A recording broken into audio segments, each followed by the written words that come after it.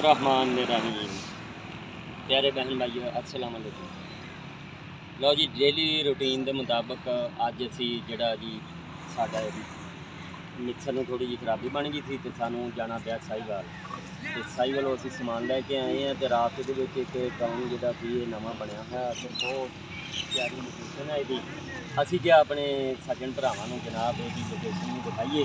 हाँ जी तो अज की रूटीन के मुताबिक जोड़ा जी साडा काम यही सीगा कि ज़्यादातर यही असी मिक्सर अपने स्टार्ट करना सी तो लिहाजा साढ़े इलाके तो तकरीबन 26-27 किलोमीटर से साहिवाल है। तो मेन चीज़ा असी उतों लैन जाने अपने कैमरा मैन कहने भी आ सारी लोकेशन जी ये दिखावे।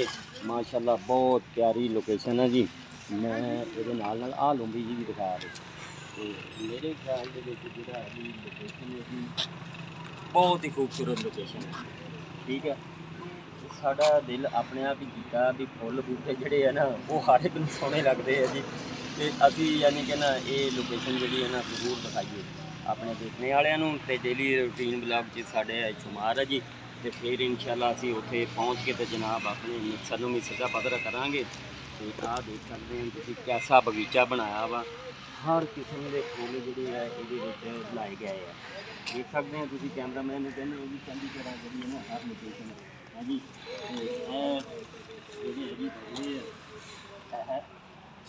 तो आ इन्हें मूँह वड्डिया हुआ वा ये पता नहीं आया नहीं गा ये महीने बाद नहीं जी ये तेरे तरह भुखी है लगती।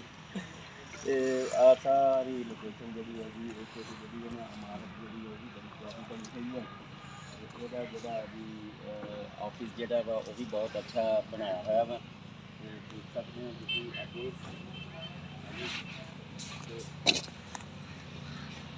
ये रास्ते दे विच आंदा सी ते इत्थे असी जड़ा ना ये शाल एवन्यू आ जी इसका नाम तो माशाल्लाह बहुत ही अच्छा काम कर रहा है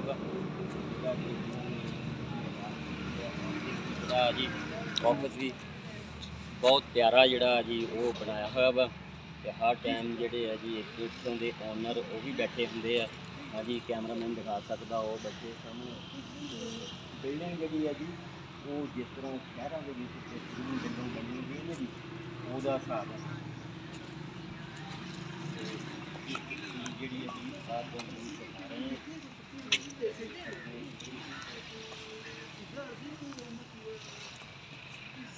मेन बिल्डिंग है जी ये शाल एवन्यू की जोड़ा कि सानू बहुत ही प्यारा लगे और अभी सारी बिल्डिंग जी है ना ये भी दिखाई है जी। तो इंशाल्लाह हुण असीं इहदे तो बाद जावांगे सीधा अपने शहर तो उत्थे जाके जनाब अपना मिक्सर नूं सही करांगे। ये सी अज की साडी डेली रूटीन ब्लॉग बहुत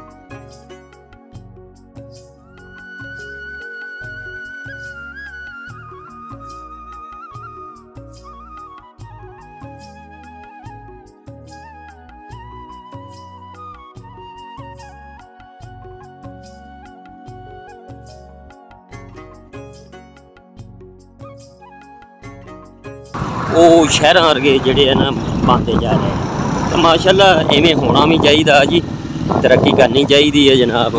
हाँ जी तो यह देख सकते हैं तुसीं आ किन्नू माल्टे पोछा है देखो है जी इत्थे भी रुके हैं पोछे ने को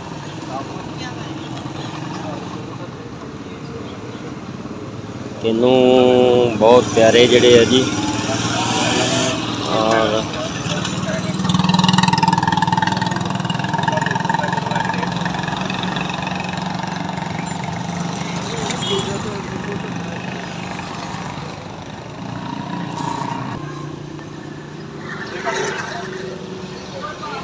किन्नू जनाब सानू पसंद आए है तो इतों किन्नू लैन लगे हैं जनाब।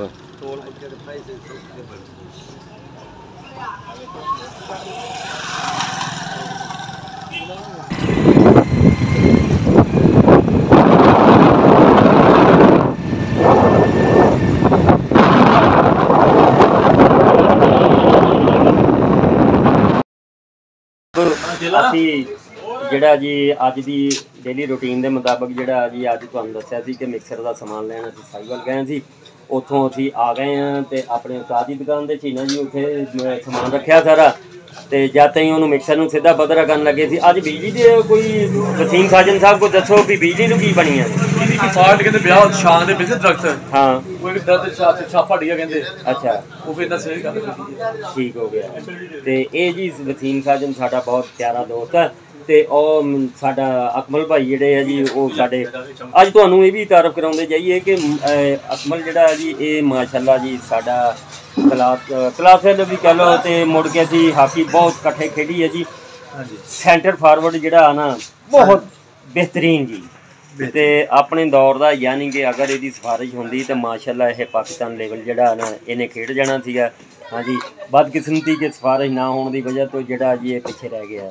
ਠੀਕ ਹੈ, ਮਾਸ਼ਾਅੱਲਾ ਬਚਪਨ ਤੋਂ ਅਸੀਂ ਇਕੱਠੇ ਹਾਂ ਜੀ।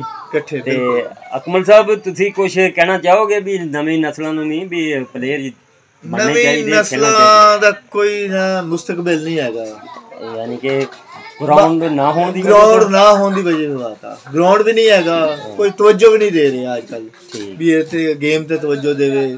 ਅੱਜ ਕੱਲ੍ਹ ਮੋਬਾਈਲਾਂ ਤੇ ਅਸਲ ਆ ਰੌਲਾ ਜੀ, ਸਾਰੀ ਦੁਨੀਆ ਮੋਬਾਈਲਾਂ ਤੇ ਲੱਗੀ ਆ ਤੇ ਬਸ ਬੱਚੇ ਖਰਾਬ ਹੋ ਗਏ ਮੋਬਾਈਲਾਂ ਦੀ ਵਜ੍ਹਾ ਤੇ। ਬਹੁਤ ਸ਼ੁਕਰੀਆ ਜੀ, ਇਹ ਸਾਡੇ ਦੋਸਤ ਜਨਾਬ ਅਕਮਲ ਸਾਹਿਬ ਸੀਗੇ, ਤੇ ਅੱਜ ਦੀ ਡੇਲੀ ਰੂਟੀਨ ਦੇ ਮੁਤਾਬਕ ਜੋ ਕੀਤਾ, ਜੋ ਹੋਇਆ ਉਹ ਸਾਰੇ ਸੱਜਣ ਭਰਾਵਾਂ ਨੂੰ ਅਸੀਂ ਸ਼ੇਅਰ ਕੀਤਾ ਵਾ, ਤੇ ਇਨਸ਼ਾਅੱਲਾ ਹੁਣ ਕੱਲ ਫੇਰ ਮਿਲਾਂਗੇ, ਤੇ ਹੁਣ ਇਜਾਜ਼ਤ ਚਾਹੁੰਦੇ ਹਾਂ ਜੀ। ਅੱਲਾ ਹਾਫਿਜ਼।